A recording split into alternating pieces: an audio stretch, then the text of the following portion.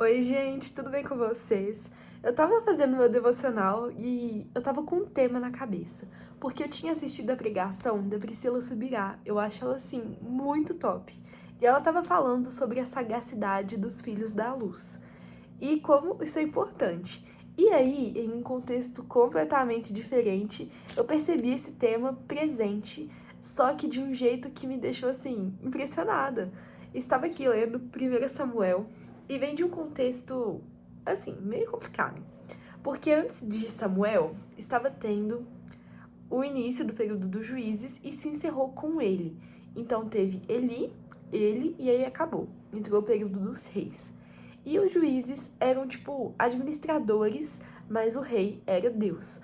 E aí Deus ficou chateado, inclusive, com o povo, porque ele viu que o povo estava rejeitando a ele. Quando eles não queriam mais saber de não ter um rei, eles falaram: eu quero um rei, assim como as outras nações têm. E aí Samuel ficou triste, mas Deus falou: não fica triste, não é a você que eles estão rejeitando, é a mim.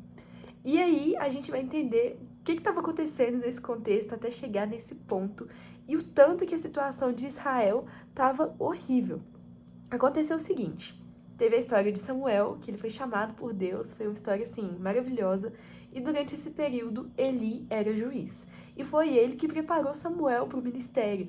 Então Samuel teve uma vida extremamente consagrada a Deus, ao contrário dos filhos de Eli, que não queriam saber das coisas de Deus. Eles eram assim terríveis, sabe? De verdade, eles não queriam ter nenhuma ligação com Deus. E aí Deus mandou 2 profecias contra a família de Eli. E eles morreram os 3 no mesmo dia. E também a esposa de um dos filhos. E assim, gente, é uma história muito triste. Mas aconteceu igual Deus falou, porque ele disse: você preferiu agradar os seus filhos e honrar a eles ao invés de fazer isso por mim. E eu escolhi a sua família desde a época do Egito para vocês me honrarem. E foi assim que você levou seu ministério. Você priorizou os seus filhos a mim. E Deus não aceita esse tipo de coisa, porque com Deus tudo tem que ser integralmente dedicado a Ele. A gente não pode ser tipo assim, um pouquinho para Deus, um pouquinho para meus filhos e tá de boa. Deus quer um coração 100% entregue. E Ele usa Samuel para falar isso ao povo, porque durante esse período aqui, todo mundo estava muito envolvido em idolatria. E foi assim que continuou, né? Essa queda que tava terrível foi pior ainda. Então eu vou contar pra vocês sobre essas 2 guerras que foram decisivas na história de Israel. Enquanto ainda estava no período do juizado de Eli, os filisteus atacaram o povo de Israel e eles perderam. E aí o que eles fizeram? Eles pegaram a Arca da Aliança e falaram: a gente pega a Arca da Aliança, leva pra guerra e obviamente Deus vai estar com a gente, então a gente vai ganhar. E aí eles foram e perderam de novo. Então foi nesse intervalo de guerra que eles foram buscar a Arca da Aliança, voltaram e perderam de novo. E aí os filisteus roubaram a Arca da Aliança. Só que parecia que era uma coisa, tipo assim, eles estão querendo, tipo, pegar o negócio de Deus porque vai ser bom, né? Porque Deus e tal. Gente, foi a maior desgraça que aconteceu durante os 7 meses que esteve fora de Israel a Arca da Aliança. Foi só destruição para esses povos. Só que uma coisa me impressionou já no início, que foi a sagacidade maior dos filisteus do que do povo de Israel. Enquanto os israelitas não tiveram medo de pegar a arca e levar para a guerra sem consultar a Deus, tipo assim, completamente sem respeito nenhum, mostrando um coração voltado para a idolatria, que não entendia a santidade de Deus, só achava que ter o objeto físico lá da arca ia garantir a vitória para eles, já mostra um coração muito deturpado. Além disso, eles foram menos prudentes ainda do que os filisteus, porque quando eles souberam que a arca estava chegando, eles ficaram assim, desesperados. Eles falaram: quê? A arca daquela aliança que, tipo assim, daquele Deus que livrou o povo, que acabou com os egípcios. É essa arca que tá vindo contra a gente? Mas aí eles falaram assim: não, a gente vai enfrentar. E aí tá mais uma característica do povo filisteu, que foi mais corajoso do que os próprios israelitas em realmente se decidir: a gente tá nessa guerra, a gente vai ganhar. Os filisteus foram muito mais fortes nisso do que os próprios israelitas, que deviam estar voltados para Deus e com a consequente certeza da vitória. Mas eles não estavam assim, eles tiveram medo, foram lá, pegaram a arca sem respeito nenhum e levaram pro meio da guerra. E aí os filisteus roubaram a arca e levaram para o próprio território. Só que cada cidade que recebia a arca da aliança era atacada por Deus com tumores e ratos. E aí eles começaram a ficar desesperados e mostrando ainda mais sabedoria do que os israelitas, eles começaram a ir nos líderes e nos sacerdotes e falar: gente, o que nós devemos fazer? Pedir orientação para resolver esse problema. E aí os sacerdotes falaram: olha, vocês viram tanto que essa arca é poderosa? Tipo assim que ela chegou no território dos filisteus, eles colocaram do lado de outra arca de uma divindade lá, e a arca de Deus derrubou a arca desses outros aí, sabe? E aí essa outra caiu e quebrou.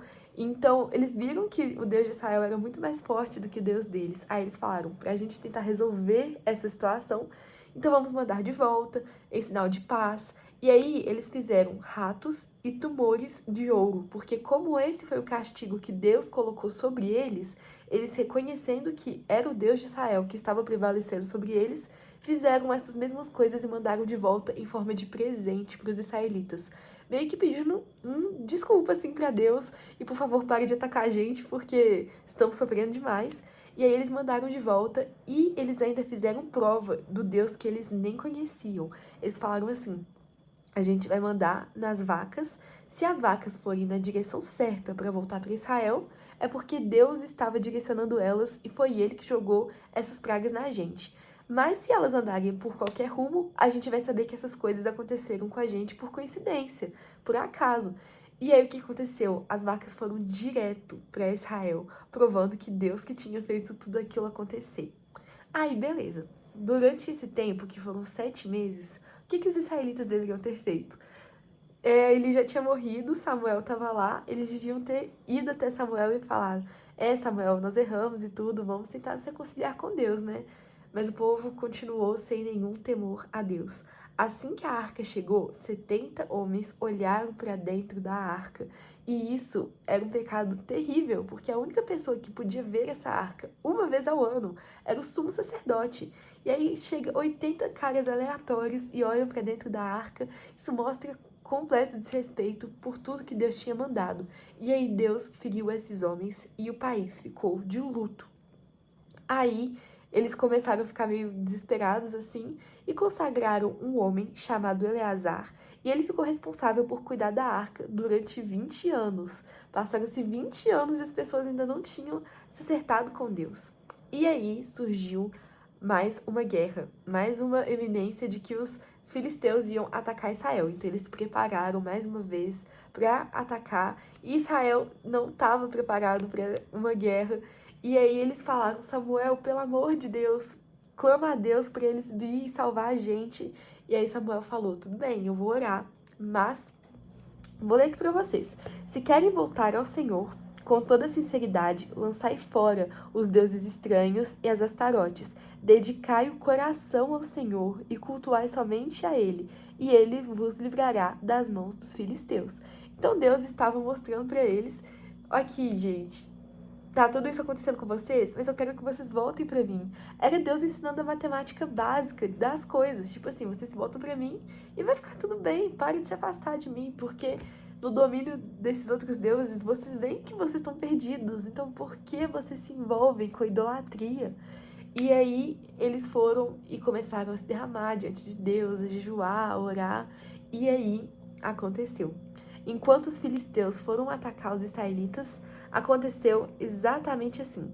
Os filisteus chegaram para atacar Israel, mas naquele dia o Senhor trovejou com grande estrondo sobre os filisteus e os destruiu, de modo que foram derrotados plenamente. Gente, olha o que Deus queria ter feito desde a outra guerra, mais de 20 anos antes. Deus não tem prazer nenhum em ver os seus filhos passando por dificuldades, mas a gente vê aqui uma longa história dos filisteus sendo mais prudentes, sendo mais sagazes do que os filhos da luz. Os israelitas, que já tinham tanta história com Deus, já tinha acontecido tanta coisa que antes, não estavam se atentando ao óbvio. Eu tenho quase certeza que se fossem os filisteus recebendo uma orientação de Deus, eles teriam seguido, porque mesmo eles não sendo fiéis ao Deus verdadeiro, eles buscavam orientação aos sacerdotes dos deuses deles lá. E tinham temor a Deus, porque eles reconheceram, gente, meu Deus, é a arca daquele Deus. E o que a gente vai fazer? Eles ficaram loucos. E os israelitas não demonstraram esse tipo de temor a Deus. Só que é muito fácil pra gente julgar, porque a gente fala, nossa, esses caras são muito burros. Só que a gente faz a mesma coisa. A gente tantas vezes entrega o nosso coração à idolatria, confia em qualquer coisa que não seja Deus. A gente busca lutar pela força do nosso braço, mas Deus já deixou tão claro que a fórmula pra gente se chegar a Ele é abrir o nosso coração com toda a sinceridade do mundo e falar, Deus, eu quero perdão pelos meus pecados, Senhor, me perdoa. E a gente derramar o nosso coração pra Ele, sabe? E os israelitas que tinham a promessa, que tinham a descendência, era o povo escolhido, não fizeram isso. A gente tem que aprender com eles, porque a gente tem tanto acesso a tanto conhecimento. E esses filisteus pareciam ser muito mais espertos do que os próprios israelitas que demoraram tanto tempo para se render a Deus. Então, gente, a gente não pode cometer esse mesmo erro. Que tendo a oportunidade da gente se aproximar de Deus, que a gente faça isso. Que a gente seja como Samuel, que foi uma rocha firme. Tava todo mundo tão imerso nas coisas erradas, mas Samuel foi a pessoa que era tão representante de Deus. Teve um verso aqui que me deixou assim, maluca. Tá falando assim: tudo que Samuel ouviu, ele repetiu aos ouvidos do Senhor. E Deus já respondia ele assim. Tipo assim, Samuel ouviu as palavras, repetiu ao Senhor e Deus já respondeu. Atende eles e tudo. Gente, olha que comunicação incrível Samuel tinha com Deus. E ele chama a gente para ter esse tipo de relacionamento tão próximo. Mas se a gente tiver o mesmo desrespeito que os israelitas tiveram com a arca, com as coisas de Deus, com as ordenanças dele, a gente vai acabar caindo no mesmo buraco. É tipo a lógica. Então, gente, espero que tenha feito sentido pra vocês, que tenha falado alguma coisa, igual falou comigo, mas essa história é muito boa pra gente não fazer igual, pra gente ser igual a Samuel, mas não igual ao povo, que a gente tenha noção da divindade de Deus, da justiça dele, da perfeição. Tudo que ele ordena, a gente precisa seguir, porque Deus é perfeito e a gente precisa se ligar nisso. É isso, gente. Um beijo e até mais!